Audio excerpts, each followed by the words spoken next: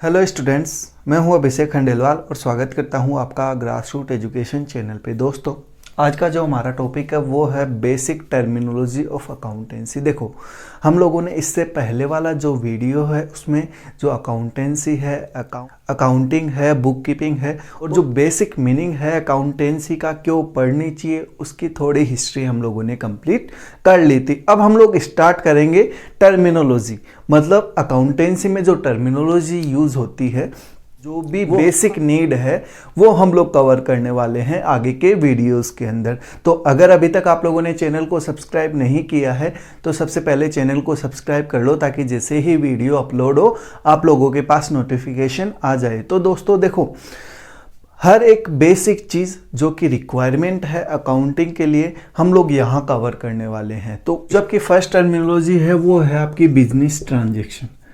आपको बहुत ज़्यादा ज़रूरी ये है कि बिजनेस ट्रांजैक्शन होता क्या है या बेसिक चीज़ है। सबसे पहले टर्मिनोलॉजी यही है अकाउंटेंसी की कि ये होती क्या है। अब इसको हम लोग इजी तरीके से समझेंगे।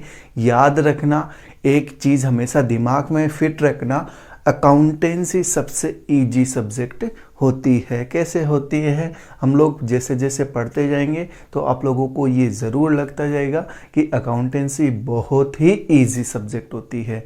ठीक है, देखो कैसे।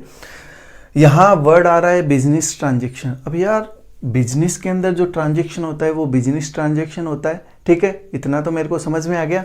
लेकिन थोड़ा और अगर मैं डिफाइन करना चाहूँ तो कैसे डिफाइन करूँगा, तो याद रखना, देखो कैसे। बिजनेस में जितने भी इकोनॉमिक एक्टिविटीज़ होती है, ठीक है, क्या बोला मैंने, बिजनेस में जितनी भी इकोनॉमिक एक्टिविटीज़ होती है। अब आप लोग बोलोगे सर ये इकोनॉमिक एक्टिविटीज़ क्या होती है। याद रखना, जिसको मनी में मेज़र किया जा सके, ठीक है, वो हमारी क्या है, इकोनॉमिक एक्टिविटीज़। इतना क्लियर हो गया। जिसकी वजह से जो कंपनी है उसकी जो फाइनेंशियल सिचुएशन है उसमें चेंजेस आए। ठीक है, मैंने क्या बोला कि what is business transaction. Business transaction ऐसा ट्रांजैक्शन है जिसकी वजह से, या बिजनेस ट्रांजैक्शन ऐसी इकोनॉमिक एक्टिविटीज़ है जिनकी वजह से एक फर्म, ठीक है, या कंपनी की फाइनेंशियल सिचुएशन में चेंजेस आते हैं। वो हमारे क्या कहलाते हैं, बिजनेस ट्रांजैक्शन कहलाते हैं। कैसे, देखो समझना। मान लो मैंने 5 लाख रुपए का बिजनेस में क्या करा, सप्लायर से माल परचेज कर लिया। अब एक चीज़ बताओ, अगर मैंने 5 लाख रुपए का माल परचेज किया है या गुड्स परचेज किया है तो बिजनेस की जो फाइनेंशियल सिचुएशन है उसमें चेंजेस आ जाएगा। भाई 5 लाख का गुड्स मेरे पास आ जाएगा और 5 लाख मेरे पास से चला जाएगा। फाइनेंशियल सिचुएशन में चेंजेस आया, ठीक है, और इसको हम लोग मनी में मेजर कर पा रहे हैं तो क्या हुई, इकोनॉमिक एक्टिविटीज।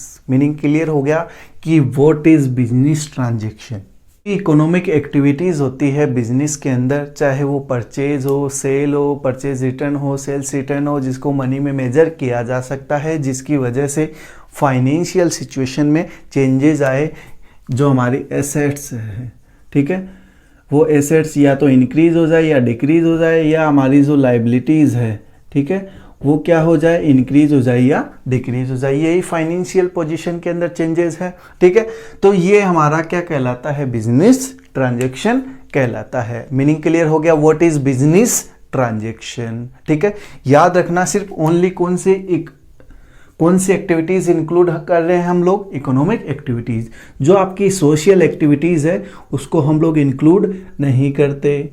ठीक है, सोशल एक्टिविटीज़ को इंक्लूड नहीं करते। तो सबसे पहला जो टर्म्स है आपका वो क्लियर हो गया होगा कि व्हाट इज बिजनेस ट्रांजैक्शन। ठीक है, हम लोग चलते हैं सेकेंड टर्म्स के ऊपर, वो है क्या उसको समझेंगे। अब आपका सेकेंड टर्म है इवेंट। समझना, what is event in accounting. ठीक है, अकाउंटिंग में इवेंट होता क्या है वो देखो, या अगर सिंपल सी लैंग्वेज में मैं बोलना चाहूं कि रिजल्ट ऑफ ट्रांजैक्शन, कि आपने जो भी ट्रांजैक्शन किए हैं उनका जो रिजल्ट है वो क्या कहलाता है, आपका इवेंट। अभी हम लोगों ने ट्रांजैक्शन पढ़ लिया था, ठीक है।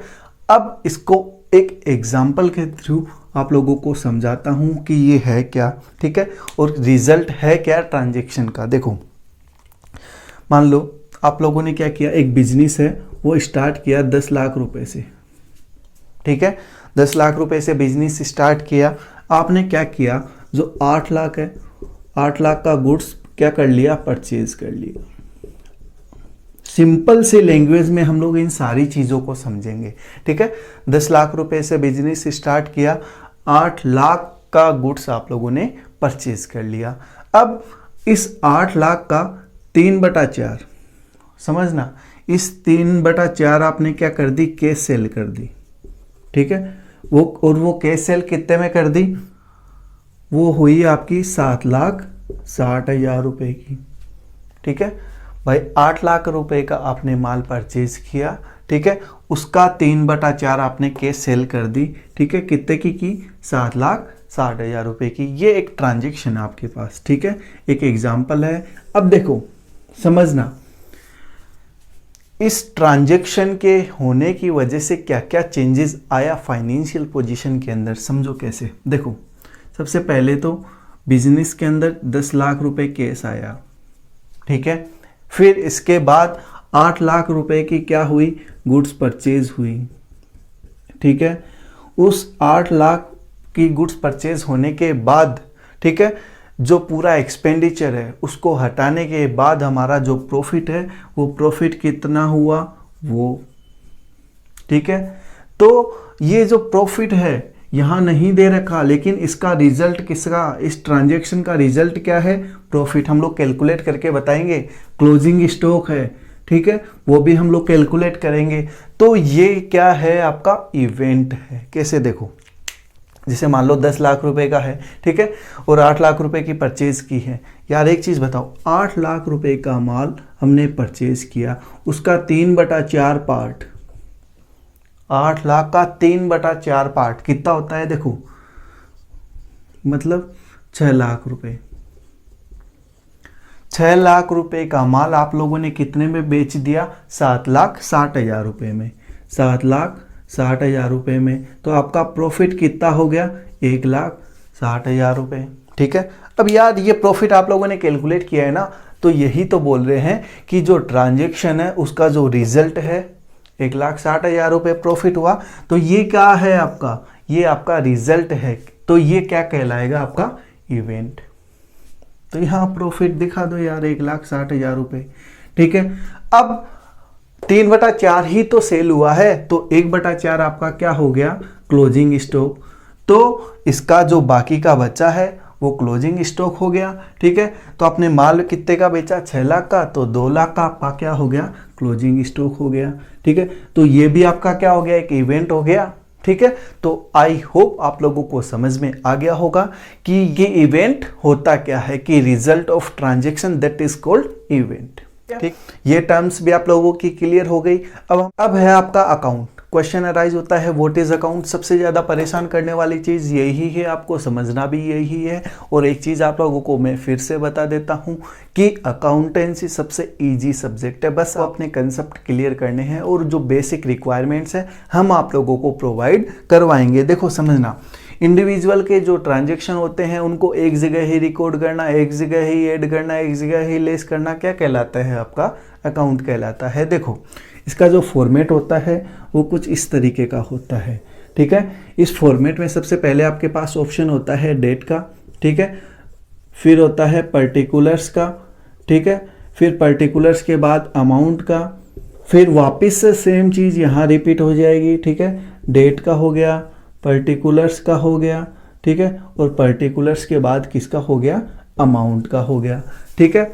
इसमें दो साइड होते हैं, एक होता है आपका डीआर साइड, एक होता है आपका सीआर साइड, ठीक है। या इसको आप लोग बोल दो डेबिट, जो आप काफ़ी सुनते हो, डेबिट और क्रेडिट, ठीक है। तो ये वाला जो पार्ट है ये आपका कहलाता है डेबिट पार्ट और ये कहलाता है आपका क्रेडिट पार्ट। तो मैंने आपके डेफिनेशन क्या बताया कि व्हाट इज अकाउंट, इंडिविजुअल के जितने भी ट्रांजैक्शन है उससे रिलेटेड, ठीक है, उनको एक जगह ही रिकॉर्ड करना, वो क्या कहलाता है, आपका अकाउंट कहलाता है। कैसे, देखो मैंने बोला राम मैंने बोला राम ने 5,000 रुपये का माल खरीदा, ठीक है, और राम ने हम लोगों को पैसा दिया, फिर राम ने वापस से 15,000 का माल खरीदा। तो ये राम बार बार खरीद रहा है, ले रहा है, पैसे दे रहा है। तो राम से रिलेटेड जितने भी आपके ट्रांजैक्शन होंगे उनको एक जगह ही रिकॉर्ड किया जाएगा, ठीक है। जिसमें रिकॉर्ड किया जाएगा वो राम का अकाउंट होगा, ठीक है। तो ये कहलाता है आपका अकाउंट, ठीक है। इसके अलावा अकाउंट एसेट्स के भी हो सकते हैं, लायबिलिटीज के भी हो सकते हैं, एक्सपेंसेस के भी हो सकते हैं, ठीक है। तो वो किसी से भी रिलेटेड हो सकते हैं।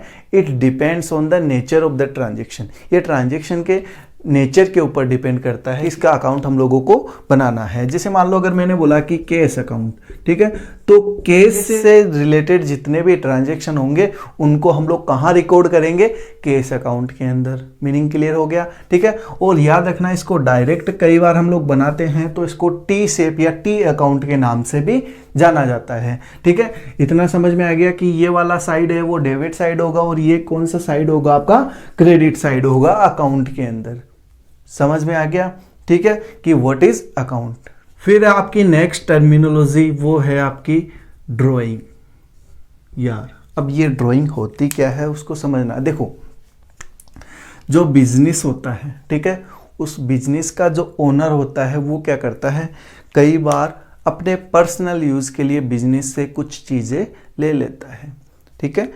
तो बिजनेस से जो पर्सनल थिंग्स वो लेता है या बिजनेस से जो पर्सनल चीज़ें वह लेता है वो क्या कहलाती है? ड्राइंग। याद रखना, जो ड्राइंग होती है वो कैश के रूप में भी हो सकती है, वो गुड्स की भी हो सकती है, ठीक है। तो ये आपकी क्या कहलाएगी? ड्राइंग। मतलब मैं, जैसे मान लो एग्जांपल से समझना, मेरा खुद का बिजनेस है तो मैंने अपने बिजनेस से खुद के पर्सनल यूज के लिए, चाहे वो कैश हो चाहे वो गुड्स हो, ठीक है, वो वहां से ले लेता हूं। तो ये आपकी क्या कहलाती है? ड्राइंग, या हिंदी में जिसको क्या बोला जाता है? आहरण।